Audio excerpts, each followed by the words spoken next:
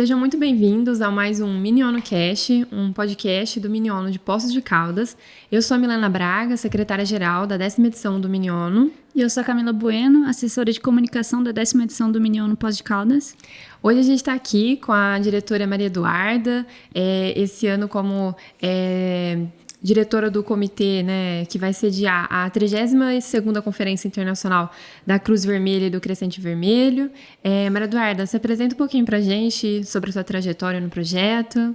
Oi, gente, meu nome é Maria Eduarda, eu estou no 5º período de Relações Internacionais e sou diretora nessa 10ª edição da Miniono Poços de Caldas, como diretora do CICV, que é a 32ª Conferência Internacional da Cruz Vermelha e do Crescente Vermelho. Minha trajetória com simulações da ONU não começou com o projeto, começou com simulações online durante a pandemia, em 2021, mas me envolvi com o projeto no começo da minha graduação, fui voluntária e depois fui diretora assistente, e hoje em dia sou diretora e estou muito ansiosa para poder apresentar meu comitê e também promover uma boa experiência para os delegados. Muito obrigada, Maria Eduarda, pela sua presença. A gente acredita que esse diálogo vai ser muito bom, né, para os delegados terem acesso a esse diálogo que a gente está tendo aqui, para conhecer um pouquinho mais sobre o seu comitê. E para começar, então, a nossa assessora de comunicação vai fazer também essa parte inicial. Bom, então, assim, para a gente entender um pouco o seu comitê, a gente vai trazer algumas perguntinhas e aí fica à vontade para responder elas da melhor forma possível. Acho que, assim, antes de entrar um pouco no contexto, assim, do comitê em si, por que o comitê, ele existe, né? Por que a reunião, ela acontece? Uhum. Então, essas conferências da Cruz Vermelha, elas acontecem de 4 em 4 anos para poder realmente... Ela tem alguns objetivos, né? Os principais sendo revisar o que já tinha sido acordado nas reuniões anteriores, poder atualizar o DIH, que é o Direito Internacional Humanitário, e também uma forma de melhorar a ação humanitária com respostas que sejam mais rápidas, mais eficazes, mais coordenadas, e também reafirmar essa ligação e esse compromisso, né, entre os estados e o movimento. Como você diz, né, a reunião ela vai acontecer também, né, a conferência em si, o comitê, ele vem de há muito tempos atrás, né, a questão de, como você disse mesmo, melhorar os direitos humanos, né, cada vez mais tentando ter um maior compromisso com esse direito humano, né? Mas em que contexto o comitê que você vai oferecer esse ano aconteceu? Então, essa reunião específica, ela aconteceu em 2015, em dezembro de 2015, e ela aconteceu ali em um contexto de conflitos muito prolongados, guerras civis, intervenções e crises humanitárias também ao redor do mundo. Então, a crise na faixa de Gaza, a invasão da Ucrânia em 2014, a questão da Síria, no Iêmen, no Sudão do Sul. Então, cresceu nesse contexto. E também aconteceu no contexto de quê? 2015, então havia ali uma mudança muito grande na questão dos conflitos, principalmente, nos conflitos de uma forma mais moderna, né? Então, a participação de grupos não estatais, realmente essa fragmentação dos atores envolvidos nesses conflitos, e como dificultou a aplicação dessas normas humanitárias. Então, também foi um momento de tecnologias, né, militares ali que passaram a emergir, então drones e armas autônomas e cyberataques também, que é uma coisa que não tinha sido discutida dentro desse meio até então.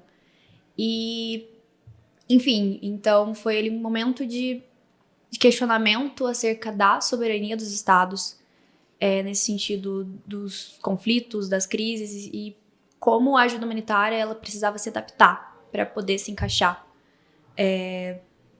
dentro dessa nova situação. Muito interessante. E até como você trouxe o contexto em si que o comitê se passa é muito próximo do que a gente vive hoje, né? Existe ainda o conflito da Ucrânia, é algo muito que está acontecendo o tempo todo, né? A faixa de Gaza também, né? Estamos aí sem uma resolução, né? Também. Mas pensando na conferência de 2015 em relação a esses conflitos e mais direcionalmente a questão que se propõe, né, a resolver a ajuda humanitária e do direito humanitário. Qual foi a importância que essa reunião, né, de 2015 trouxe para esses aspectos? A conferência, ela é o maior fórum internacional humanitário do mundo. Então, ela envolve quase 170 países, 185 sociedades nacionais, que são os representantes da Cruz Vermelha nos países mesmo, né? E também as federações do Crescente Vermelho e da Cruz Vermelha. Então, é um evento que ele permitiu que esses países eles pudessem chegar e poder discutir o que estava acontecendo a partir desse contexto, né, do mundial nesse momento. Então, foi uma reunião que ela permitiu viabilizar essa ajuda humanitária, garantir o direito internacional humanitário, né, nesse caso, o financiamento às ações humanitárias e também revisar a legislação para poder responder a esses conflitos modernos. Porque, né, é impossível você lidar com a guerra da Ucrânia da mesma maneira que você lidou com a Primeira Guerra Mundial. Então, essa reunião é muito importante justamente por conta disso, dessa necessidade de modernizar o direito internacional humanitário. Nossa, Maria Eduarda, é muito interessante mesmo. Interessante também pensar que os recentes desdobramentos que a conjuntura internacional vem passando, né? E isso faz com que esse debate seja muito importante, trazer esse tipo de discussão para os nossos delegados, né? Para eles entenderem um pouquinho mais sobre essas novas dinâmicas. Apesar de, né, esse comitê se passar em 2015, né? A gente acredita que trazer esse tipo de discussão para os alunos é muito importante para desenvolver um certo pensamento até crítico, né? Com relação à própria atualidade e os eventos, né? E pensando, então, né, sobre, né, nessa dinâmica de 2015, e pensando sobre os atores ali, os principais posicionamentos dentro dessa conferência, quais seriam ali os principais atores e delegações, né, presentes na reunião? Haveria ali alguma divisão entre eles, a depender da superioridade até militar e econômica, enfim? Formalmente, não há nenhuma divisão, mas eles podem ser separados em alguns grupos, sim. Começando ali pelos estados com grande poder militar e econômico. Então, entram nesses Estados Unidos, a China, a Rússia, os países da Europa e até mesmo os países da América Latina, né? Então, Brasil, México, eles são grandes financiadores, por mais que eles não sejam grandes potências.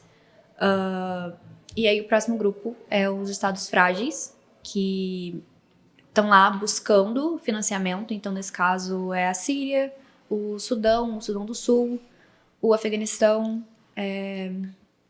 enfim, a Venezuela. E, por fim, o outro grande grupo que tem, eu acho que pode ser definido pelas organizações, tanto as organizações do movimento da Cruz Vermelha, então a Cruz Vermelha e o Crescente Vermelho, né, que é o braço da Cruz Vermelha no Oriente Médio e nos países árabes, muçulmanos, e também os outros movimentos, as outras organizações, como o Human Rights Watch e o Médicos Sem Fronteiras, que são grandes organizações, no caso do Human Rights Watch, de direitos humanos, realmente, e o Médicos Sem Fronteiras, que por si só é uma grande organização humanitária que oferece ajuda, principalmente em casos de epidemias. Então, são esses os grandes grupos que a gente pode citar que participaram dessa reunião. E essa categoria, né, essa divisão desses grupos, você acredita que, né, para os nossos delegados, futuros delegados que estão, né, nos ouvindo, qual que é a posição esperada para cada um desses grupos, né, e dessa divisão que não é uma divisão, como você comentou, formalizada, né, mas é uma divisão que se encontra dentro desse ambiente por fatores, né, estruturantes, né? Então, o primeiro grupo, né, principalmente Estados Unidos e China, eles são países que eles defendem a proteção humanitária, mas com muitas ressalvas. Esses países, eles são países muito ricos, países muito grandes, com uma grande potencialidade militar. Então, eles têm muitas ressalvas, principalmente no que concerne à soberania estatal. Então, esses países mesmo, eles têm uma voz muito importante. Eles tendem a se opor a decisões unilaterais ou que possam restringir a ação militar, principalmente no caso dos Estados Unidos. Uhum. Já os países mais neutros, como os países europeus e o Brasil, eles são mais abertos à decisão e às discussões, né? Eles são comprometidos com essa defesa do DIH e dos direitos humanos, sendo muitas vezes lideranças nessas discussões. Então, espera-se que eles realmente liderem a discussão, porque não somente na reunião, mas na diplomacia, no geral, eles são países com muita voz. Já os países frágeis, eles são muito receptivos à ajuda humanitária, principalmente porque eles estão indo lá, justamente indo buscar essa ajuda. Mas eles tendem a ser sensíveis a discussões que abordem, talvez, essa questão da soberania, né? Eles propostas que possam violar a sua própria soberania. Então, eles estão lá para buscar apoio financeiro e estrutural, mas, ao mesmo tempo, eles devem resistir a propostas que tenham a ver com interferência, com intervenção estatal. Já essas organizações, elas estão lá principalmente para poder pressionar os estados financiadores, né? Então, elas pedem transparência, responsabilização, realmente ações mais firmes. Muitas vezes criticando também essas limitações impostas pelos estados, como no caso dos Estados Unidos e da China, né? E de outros países também.